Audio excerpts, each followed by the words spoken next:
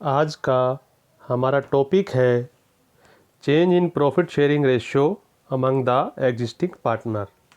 जब साझेदारी में वर्तमान साझेदारों के लाभ हानि अनुपात में परिवर्तन हो जाता है, उस परिस्थिति में तो साझेदारों के खातों में जो परिवर्तन होता है, जो लेखे होते हैं, वो किस प्रकार किए जाते हैं, आज हम उनका अध्ययन करेंगे। तो सबसे पहले आज जानते हैं कि reconstitution of A partnership firm, यानी कि साझेदारी फर्म की पुनर्स्थापना के बारे में। तो साझेदारी फर्म की पुनर्स्थापना से क्या अभिप्राय है, तो पहले इसकी परिभाषा करते हैं। तो साझेदारी की पुनर्स्थापना से हमारा अभिप्राय ऐसी परिस्थिति से है जिसके अंतर्गत साझेदारी समझौते में यदि किसी भी प्रकार का कोई भी परिवर्तन होता है तो उसे साझेदारी फर्म की पुनर्स्थापना कहते हैं। किसी भी प्रकार कोई भी परिवर्तन हो जाए साझेदारी समझौते में तो उसे ही साझेदारी फर्म की पुनर्स्थापना कहा जाता है। तो कुछ बिंदु पढ़ते हैं। तो जब पुनर्स्थापना होती है तो उस केस में जब दो या दो से ज़्यादा साझेदार होते हैं जो उनके बीच में समझौता हुआ है बिजनेस करने के लिए, उसमें परिवर्तन हो जाता है, वो बदल जाता है समझौता जो उन्होंने पहले किया था, और एग्रीमेंट जो है वो रिप्लेस हो जाता है पुराने वाला नए के साथ। तो ये फ़र्क पड़ता है हमें, पहली बात। और इसके बाद है कि जब फर्म का पुनर्स्थापन होता है तो उस केस में सिर्फ उनके लाभ हानि अनुपात में परिवर्तन हुआ है तो उसके पश्चात साझेदारी पर कोई प्रभाव नहीं पड़ता, साझेदारी कंटिन्यू बनी रहती है, केवल उनके साझेदारी समझौते में ही परिवर्तन होता है। अब बात करते हैं कि जब साझेदारी की पुनर्स्थापना की जाती है तो उस परिस्थिति में हमें क्या क्या चीज़ें करनी पड़ती हैं, क्या क्या चीज़ें निकालनी पड़ती हैं। तो पुनर्स्थापना के अंतर्गत क्या किन किन चीज़ों को शामिल किया जाता है। तो पुनर्स्थापना से हमारा अभिप्राय था कुछ भी परिवर्तन हो जाए। तो पहली हम बात करते हैं लाभ हानि अनुपात में परिवर्तन। यदि वर्तमान साझेदारों के लाभ हानि अनुपात में परिवर्तन हो जाता है तो वो भी पुनर्स्थापना है। दूसरा, जब कोई साझेदार प्रवेश करता है फर्म में, जब कोई साझेदार सेवानिवृत्त हो जाता है, किसी साझेदार की मृत्यु हो जाती है, या दो साझेदारी फर्म आपस में मिल जाती हैं, इन सभी ही परिस्थितियों में साझेदारी की पुनर्स्थापना हो जाती है। क्योंकि कुछ भी परिवर्तन हो तो हर परिस्थिति में ही साझेदारी की पुनर्स्थापना माना जाता है। ये नीचे अभी हमने पढ़े हैं 1 बाय 1। तो आज का जो हमारा टॉपिक है वो पहला पॉइंट है, इसको हम डिस्कस करेंगे कि जब वर्तमान साझेदारों के लाभ हानि अनुपात में परिवर्तन हो जाता है। तो अब जानते हैं कि जब साझेदारों के लाभ हानि अनुपात में परिवर्तन होता है तो उस परिस्थिति में क्या क्या समायोजन किए जाते हैं। तो पहला, त्याग अनुपात और लाभ अनुपात की गणना की जाती है, क्योंकि जब भी साझेदारों के लाभ हानि अनुपात में परिवर्तन होता है तो किसी साझेदार को नुकसान होता है और किसी साझेदार को उसका फायदा होता है। किसी का लाभ कम हो जाता है और किसी का लाभ बढ़ जाता है। तो जिसका कम हो जाता है उस साझेदार ने त्याग किया है, जिसका बढ़ जाता है उस साझेदार को फायदा हुआ है। तो इसलिए त्याग अनुपात और लाभ प्राप्ति अनुपात की गणना करनी होती है ताकि किसको कितना फ़ायदा हुआ और किसको कितना नुकसान हुआ ये जानने के लिए।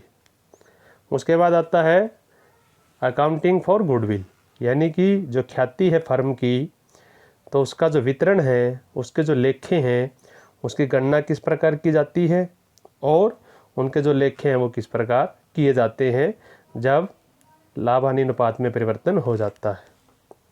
उसके बाद रिवैल्यूएशन अकाउंट भी बनाना है, उससे जो लाभ हानि होता है वो भी साझेदारों में बांटा जाएगा। और पहले के कोई रिजर्व पड़े हैं, कोई प्रॉफिट्स पड़े हैं, कोई लॉस पड़े हैं, तो उसकी जो एडजस्टमेंट है वो किस प्रकार की जाती है लाभ हानि में परिवर्तन होने पर, और उसका पूंजी पर क्या प्रभाव पड़ता है, उसका समायोजन किस प्रकार किया जाता है। तो एक लाभ हानि के परिवर्तन होने पर इन सब चीज़ों की जो हमें समायोजन करने होते हैं तो किसी साझेदार के प्रवेश, उसकी सेवानिवृत्ति और मृत्यु पर जो एडजस्टमेंट की जाती हैं वही सेम साझेदारों के लाभ हानि अनुपात में परिवर्तन होने पर ही की जाती हैं। यानी कि जब हम आगे साझेदारी का प्रवेश, साझेदारी की सेवानिवृत्ति और साझेदारी की मृत्यु आगे जब हम पढ़ेंगे तो उस समय जो हम एंट्री करेंगे और जो अब हम सीखेंगे वो सेम है। जो लाभ हानि परिवर्तन होने पर की जाती हैं तो वही सेम वहाँ पर की जाती हैं, उनमें कोई अंतर नहीं है। अब हम पढ़ते हैं कि सैक्रिफाइसिंग और गेनिंग रेशियो में क्या अंतर है, क्योंकि पहला पॉइंट था हमारा त्याग अनुपात और लाभ प्राप्ति अनुपात में निकालना। तो इसका अर्थ क्या है? जब कोई साझेदार आता है या लाभ हानि अनुपात में परिवर्तन हो जाता है तो उस केस में किसी को फ़ायदा होता है, किसी को नुकसान।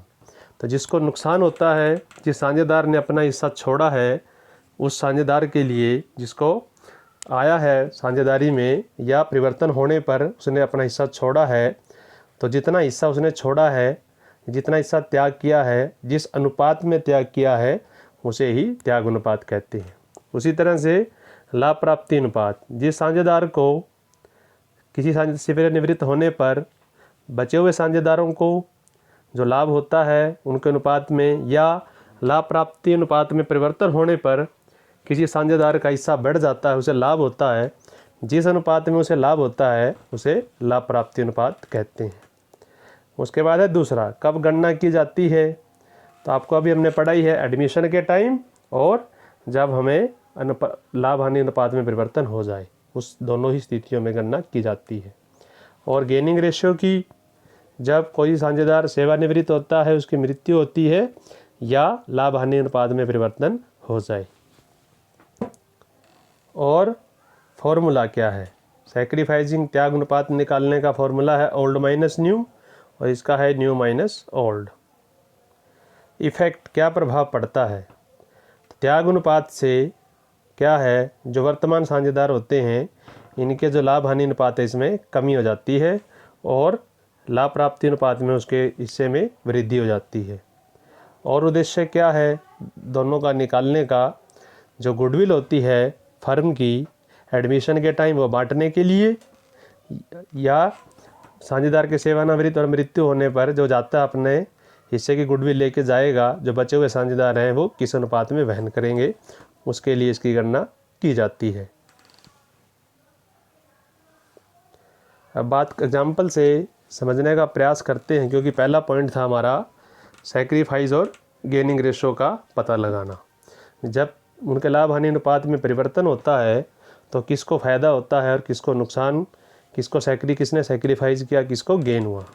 तो ये एग्जाम्पल है, ए और बी पार्टनर हैं दो, तो उनका लाभ हानि अनुपात था 2:1 और बाद में 1 अप्रैल 2016 को वो सहमत हो गए कि जो उनका लाभ हानि अनुपात है वो बराबर हो जाए, इक्वल, यानी कि 1:1। तो आपको कैलकुलेट करना है भी रेशियो बदलने से लाभ हानि अनुपात में परिवर्तन होने पर किस साझेदार को फ़ायदा हुआ, किस साझेदार को नुकसान होता है। तो हम करते हैं old minus new, old ratio minus new ratio. तो ओल्ड रेशियो है 2:1, न्यू रेशियो है 1:1। तो ए का निकालते हैं पहले, ए को सैक्रिफाइस हुआ या गेन हुआ। तो ए का ओल्ड है 2/3 और नया है 1/2, तो इसका निकल जाता है 1/6। और बी की बात करते हैं, इसका 1/3 था, माइनस किया, नया है 1/2, तो इसका आ गया गेन। अब जिसका प्लस में आता है, मान लीजिए 4 - 3, तो इसका एक तो है प्लस में, जिसका प्लस में आएगा समझो सैक्रिफाइस, इसका 2 प्लस का है, 2 में से -3 करना है तो माइनस, लेकिन साइन तो नहीं दिखाते हम, उसको ब्रैकेट में डाल देते हैं कि सैक्रिफाइस या गेन है। तो अगर आपको याद ना रहे किसने सैक्रिफाइस या गेन किया तो आपको ध्यान रखना है ओल्ड में से न्यू माइनस करना है। और जब भी प्लस में आएगा, जैसे 4 में से 3 घटाया है, प्लस में आएगा तो समझो सैक्रिफाइस कर रहा है वो, और माइनस में आता है समझो गेन कर रहा है, लेकिन माइनस का निशान नहीं लगाना, आगे इतना ध्यान रखना है। और इसी तरह दूसरा एग्जांपल है, पुराना अनुपात दिया है 3:1 और नया अनुपात दिया है 2:2:1। तो फिर वही ओल्ड माइनस न्यू। तो ओल्ड है 3 + 2 + 1 यानी कि 3/6। ए का निकालते हैं 3/6 माइनस न्यू है 2 + 2 + 1 यानी कि 5, 2/5। तो ये आ गया 15 माइनस 12 यानी कि 3/20, यानी कि 15 में से 12 गया तो ये प्लस का बचेगा, प्लस का है तो सेक्रीफाइस। उसी तरह से बी का निकालते हैं। बी का है 2/6 पुराना, नया है 2/5, ये 10 माइनस 12 यानी कि माइनस का बचेगा, जिसका माइनस में समझो गेन। उसी तरह से सी का निकालते हैं 1/6 माइनस 1/5, तो ये भी 5 माइनस 6 है तो माइनस वाला निकलेगा तो ये गेन। तो इस तरह से आपको ध्यान रखना है, प्लस वाला सेक्रीफाइस, माइनस वाला गेन, लेकिन जब आप ओल्ड माइनस न्यू करेंगे तब। अब बात करते हैं जो गुडविल है उसकी जो गणना है उसके मेथड के बारे में, किस प्रकार से गुडविल क्या है, इसके फीचर क्या हैं, उसकी नेचर क्या है, उसकी फैक्टर फैक्टिंग क्या है, ये मैंने पहले ही एक लेक्चर अपना अलग से तैयार किया हुआ है, fundamental of partnership and goodwill, उसके अंदर उसको पूरा डिटेल में समझाया गया है। आज के लेक्चर में हम सिर्फ मेथड कर रहे हैं गुडविल के, कि गुडविल को गणना करने की कौन कौन सी विधियां हैं। तो 3 विधियां होती हैं, औसत लाभ, उसके बाद आता है हमारा सुपर प्रॉफिट मेथड अधिलाभ, और तीसरा कैपिटलाइजेशन यानी कि पूंजीकरण। औसत लाभ विधि, अधिलाभ विधि और पूंजीकरण विधि। तो 1 बाय 1 हम इनको देखते हैं, समझने का प्रयास करेंगे। आज 2 करेंगे आज के लेक्चर में हम। तो पहला है एवरेज प्रॉफिट मेथड यानी कि औसत लाभ विधि। नाम से ही क्लियर है औसत, तो जितने सालों का हमें लाभ दिया होता है उनको जोड़कर उतने ही सालों से भाग करके तो औसत निकाल लेते हैं। और जब औसत निकल जाती है तो गुडविल निकालने का फॉर्मूला है, जो औसत लाभ निकला है उसे मल्टीप्लाई करना है number of year of purchase, जो आपको क्वेश्चन में दिया होता है हमेशा। इसको आप यूज़ करके गुडविल निकाल सकते हैं औसत लाभ विधि के द्वारा। तो वाई एवरेज प्रॉफिट इस मेथड का यूज़ क्यों किया जाए, क्योंकि इसके अंदर जो है हम एवरेज परफॉर्मेंस जितनी भी होती है सभी सालों की, किसी में कम था किसी में ज़्यादा था, तो एवरेज ले लेते हैं। एवरेज जो है वो एक अच्छा रिजल्ट हमें प्रस्तुत करती है, तो इसीलिए जो एवरेज प्रॉफिट का यूज़ किया जाता है। अब बात करते हैं एग्जाम्पल के माध्यम से समझने की। तो औसत लाभ आपने निकाल लिया, लेकिन कई बार क्वेश्चंस के अंदर अबनॉर्मल प्रॉफिट या अबनॉर्मल लॉस दिया होता है। अबनॉर्मल प्रॉफिट या अबनॉर्मल लॉस, अब ये क्या चक्कर है, क्या सिस्टम है ये। तो कई बार प्रॉफिट एंड लॉस हमने बनाया है, +1 में सीखा है, किया है हमने +1 में।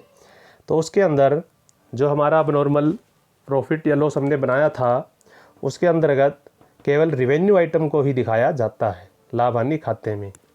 लेकिन कई बार कुछ गलतियां हो जाती हैं, गलतियों से लिखा जाता है, तो उस समय जो प्रॉफिट या लॉस निकलता है या गलत एंट्री होने के कारण, तो वो अबनॉर्मल लॉस या अबनॉर्मल हानि होती है। जो हमने गलती कर दी जितनी राशि की, तो उसे ठीक करने के लिए जो प्रॉफिट निकल कर आया है, तो जो अबनॉर्मल लॉस है यानी कि जो हमने खर्चा वहाँ दिखाया था, वहाँ घटाया था, तो अब उसको ऐड कर देंगे। और वहाँ जो इनकम होती है प्रॉफिट एंड लॉस में ऐड कर दी, अब उसको लेस कर देंगे, ताकि वो उल्टा ठीक हो जाए, किसी प्रकार से जो हमने लाभ निकाला उसमें गलती ना रहे। तो एग्जाम्पल के माध्यम से समझने का प्रयास करते हैं। तो मान लीजिए जो पूंजी है, हमारे पार्टनर हैं सौरभ, मोहित और निखिल, 1 लाख रुपए, और जो प्रॉफिट दे रखा है 3 सालों का, 13-14 का 40,000, फिर 14-15 का 46,000 और 15-16 का 52,000 रुपये। तीनों सालों का हमें प्रॉफिट दिया है। और नीचे एक एडजस्टमेंट दी है कि there was abnormal loss of 3,000 in 14-15 में एक 3,000 रुपये का अबनॉर्मल लॉस है, तो लॉस को ऐड कर देंगे और प्रॉफिट को लेस कर देंगे। तो 14-15 में था सिर्फ ये, तो 14-15 के प्रॉफिट 46,000 में से 3,000 ऐड कर दिए, क्योंकि लॉस है, प्रॉफिट लेस, क्योंकि वहाँ ऐड होता है प्रॉफिट एंड लॉस में, तो यहाँ लेस होगा प्रॉफिट। और इसी तरह जो खर्चे थे वहाँ लेस होते हैं, अब ऐड होगा लॉस, अब ऐड कर देते हैं। तो ये आ गया 49,000 रुपये। 3,000 ऐड करने के बाद एक ही साल में था हमारे पास अब नॉर्मल एंट्री, तो तीनों को जोड़ के 141, तो एवरेज निकाली 141, 3 से भाग करके वो आ गई 47,000। और फिर गुडविल निकालने का क्वेश्चन में दिया है हमें, जो निकालनी है 2 year purchase of the average profit. तो ये क्वेश्चन में दी होती है हमें हमेशा, जो गुडविल है कितने ईयर परचेज से निकालनी है। तो इस क्वेश्चन में एवरेज प्रॉफिट है 47,000 और 2 ईयर परचेज से निकालनी है तो 2 से मल्टीप्लाई कर देंगे, तो गुडविल आ गई 94,000 रुपये। फिर एक और एग्जांपल से समझने का प्रयास करते हैं ये अब नॉर्मल प्रॉफिट और लॉस को क्या सिस्टम है, कैसे इसको करना है। तो एक एग्जांपल और है, ABC पार्टनर है AB, इनका प्रॉफिट शेयरिंग रेशो है 3:2 और ये एग्री हो गए CEO को एडमिट करने के लिए। अभी हमारा एडमिट का वाला क्वेश्चन नहीं है, फिलहाल हमें सिर्फ गुडविल की बात करते हैं यहाँ। तो प्रॉफिट दे रखा है 50,000, एक 20, फिर एक 80 और फिर 70,000 लॉस तीसरे साल, चौथे साल में। 4 सालों का डाटा है, 3 में प्रॉफिट और चौथे में लॉस। तो 1 अप्रैल 2016 को हमने क्या किया, एक मोटर बाइक खरीदी जिसकी लागत थी 50,000 रुपये। लेकिन हमने क्या किया, इसको ट्रैवलिंग एक्सपेंसेस में डाल दिए, यानी कि इसको रिवेन्यू मान लिया, जबकि ये था कैपिटल। तो मैंने अभी बताया था जो प्रॉफिट एंड लॉस है वहाँ पर केवल रिवेन्यू आइटम को ही दिखाया जाता है, कैपिटल आइटम को नहीं दिखाया जाता। तो इसी तरह से जब मोटर बाइक खरीदी आपने, उसको आपने ट्रैवलिंग एक्सपेंसेस मान लिया और प्रॉफिट एंड लॉस में दिखा दिया रिवेन्यू मान के, जबकि वो रिवेन्यू नहीं था। तो वहाँ से आपने 50,000 रुपये घटा दिए। तो अब जब वहाँ घटाए हैं, जो था ही नहीं रिवेन्यू, अब दोबारा से उसको आप ऐड कर देंगे। ठीक है, तो अब इस क्वेश्चन में देखते हैं। तो पहले 14 में प्रॉफिट था 50,000, क्योंकि 14 तक कोई एडजस्टमेंट नहीं है, 1 अप्रैल 16 को दिया हुआ है बाइक का। और उसके बाद कहते हैं कि 20% आपको इस पर जो डेप्रिसिएशन भी लगाना है 20%। डेप्रिसिएशन तो प्रॉफिट एंड लॉस में से घटाया जा सकता है, क्योंकि वो रिवेन्यू है, बार बार होता है डेप्रिसिएशन। जो लॉस है हमें से हम एडजस्ट कर सकते हैं प्रॉफिट एंड लॉस में से।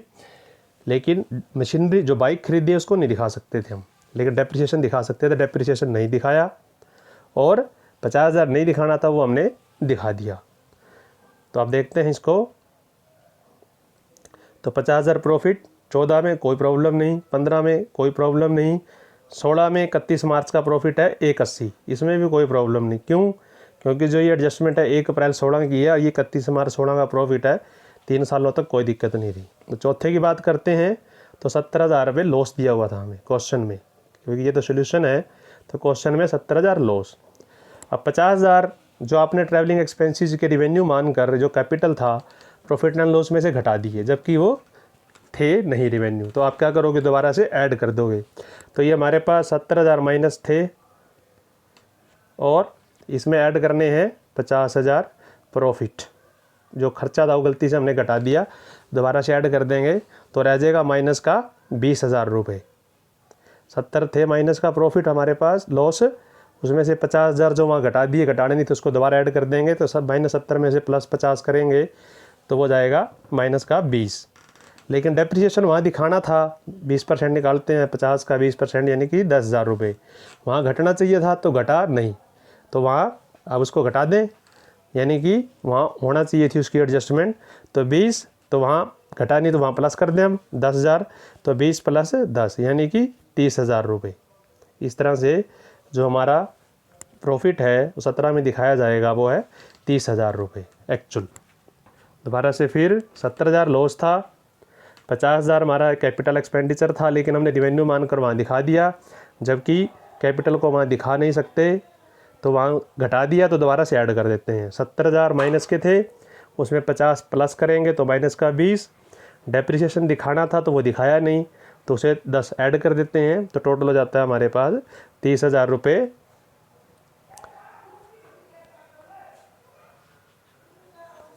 30,000 रुपये आ जाता है ये। और फिर एवरेज प्रॉफिट निकाल लेंगे, 320 आ गया टोटल प्रॉफिट, 4 से भाग करके 80,000 और गुडविल आ गई 80,000 का 2 ईयर परचेज दे रखा है हमारे को क्वेश्चन के अंदर। तो इस तरह से हमारी निकल जाती है गुडविल। तो नीचे एडजस्टमेंट दी हुई है भी कैसे इसने निकाला ये 30,000 प्रॉफिट, मैंने एक्सप्लेन भी कर दिया है आपको।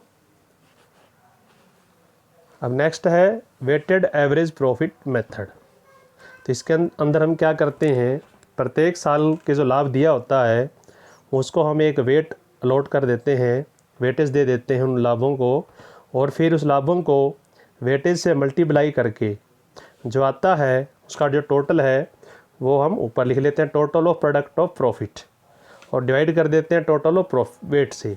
तो एवरेज में तो हम करते हैं टोटल नंबर ऑफ ईयर्स, यानी टोटल कितने साल थे, और यहाँ हम डिवाइड करेंगे टोटल ऑफ वेट, जो वेट हमने दिया है उसका टोटल। तो इस तरह से गुडविल का फॉर्मूला निकल जाता है। फिर यहाँ weighted average profit multiply by number of year of purchase. तो अब हमारे पास एक एग्जांपल हो रहा है, इसे समझते हैं इस क्वेश्चन को।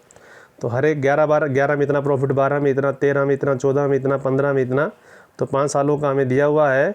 तो हमने पहले को एक वेट दे दिया, दूसरे को 2, तीसरे को 3, चौथे को 4, पाँचवें को 5।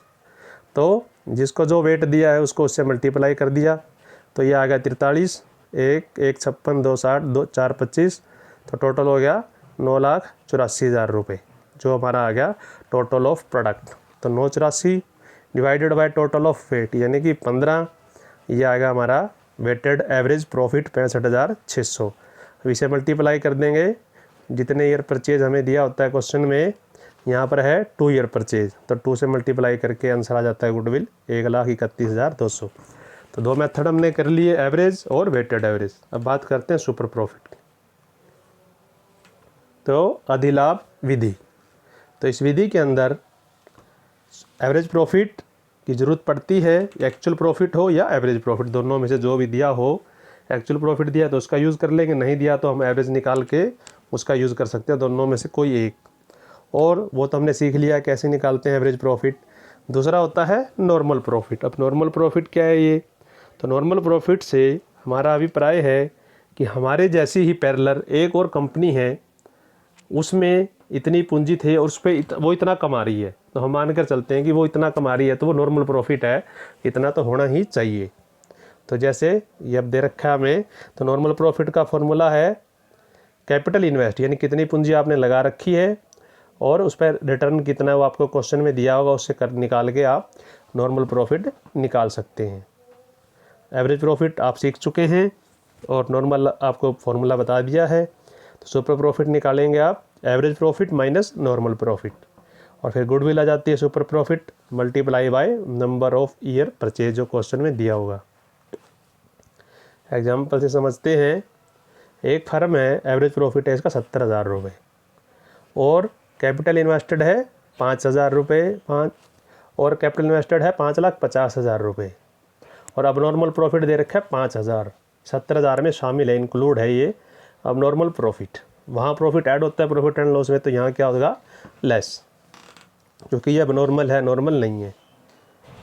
तो उसके बाद कैलकुलेट 4 टाइम्स सुपर प्रॉफिट का, तो पहले सुपर प्रॉफिट निकाला जाएगा, एवरेज दिया हुआ है, पहले निकालना है नॉर्मल प्रॉफिट। नॉर्मल प्रॉफिट का हमारा फॉर्मूला था कैपिटल इन्वेस्टेड बटा में रेट ऑफ रिटर्न, मल्टीप्लाई कर देते हैं। Capital profit 5,50,000, rate of return है 10%, तो इसका 10% किया तो यह आ जाता है 55,000 रुपये नॉर्मल प्रॉफिट। सुपर प्रॉफिट निकालते हैं, average profit minus normal profit, तो हमारा सुपर प्रॉफिट आ गया 10,000 रुपये। और गुडविल का फॉर्मूला था 10,000 4 ईयर परचेज, यानी कि 4 टाइम्स, तो 10,000 गुणा में 4, 40,000 रुपये। इस तरह से हम निकालते हैं गुडविल सुपर प्रॉफिट मेथड से। और आज का हमारा टॉपिक यही समाप्त होता है। देखने के लिए धन्यवाद।